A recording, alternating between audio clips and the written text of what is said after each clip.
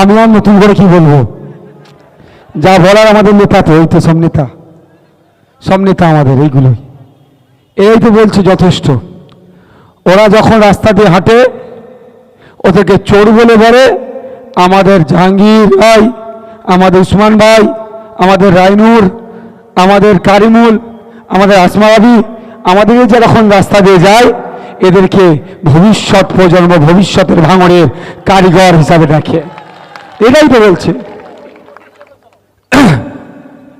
এবার চালিয়ে দাও, জামাতের 5 ফিটাই বন্ধ করে দেবে, এরাই তো দেখে নিচ্ছে। আমাকে বারবার আইএসএফ এর যারা শুভাকাঙ্ক্ষী বলছে, ভাইজান একটু ভাঙড়ের দিকে নজর দেন, ভালোবাসে আইএসএফকে, ভাইজান ভাঙড়ের দিকে নজর দেন, বারবার বলছে, ফোন করছে, জানাচ্ছে।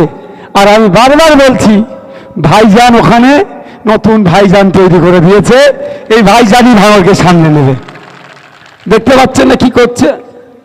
না আসলেও তো এখানে এরকম ভাবে মানুষকে জড়ো করে দিচ্ছে। এটাই আমরা চাই। আমরা ওই নেত্রীকে চাই না, ওই নেতাকে চাই না যে পুলিশকে তুই-তুকারি করবে। আমরা চাই প্রশাসনকে সম্মান দিয়ে নাগরিক অধিকার বজায় থাকুক।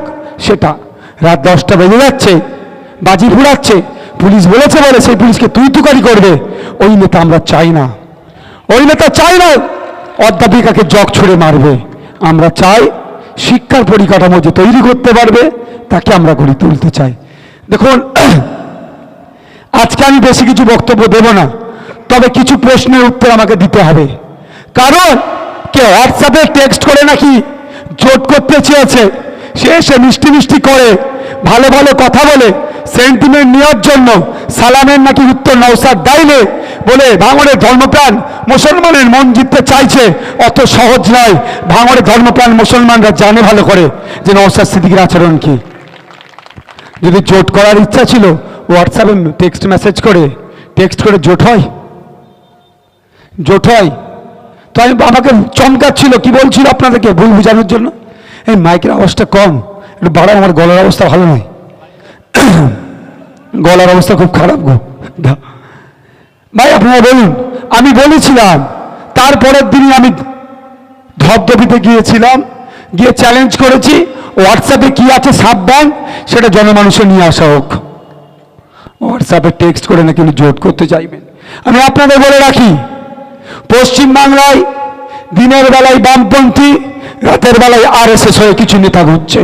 তার উদাহরণ গতকালকে, তার উদাহরণ দিয়ে দিচ্ছি, তার উদাহরণ মিলিয়ে নেবেন।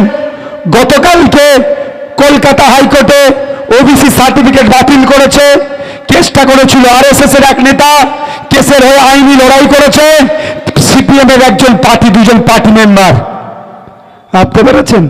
কেসটা করেছে আরএসএস, তার একটা কর্মী কেস করেছে, আর কেসটাতে আইনি পরিষেবা দিয়েছে সিপিএম এর যিনি পার্টি মেম্বার, এই ধরনের 2টা অ্যাডভোকেট। তাহলে আমার কথা মিলেছে তো? দিনের বেলায় এরা বামপন্থী, রাতের বেলায় এরা বিজেপি।